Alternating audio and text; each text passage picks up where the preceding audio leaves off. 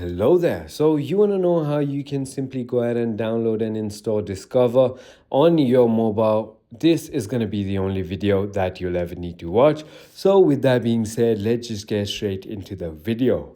So first things first, what you want to do is simply go ahead and open your App Store. And once you've done that, simply go ahead and search for Discover Mobile. Let me just go ahead and do that real quick.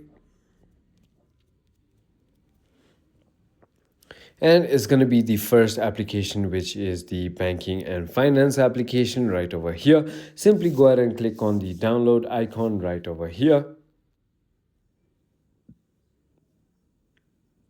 It's going to take a little bit to go ahead and download, but there you go. All you need to do is now simply go ahead and tap on open and go ahead and allow whatever they want to go ahead and take. So that is it. Now you can simply go ahead and register an account, open an account, or log in right from your mobile device. I hope this video was helpful to you. If it was, hit that like button and I'll see you on the next one.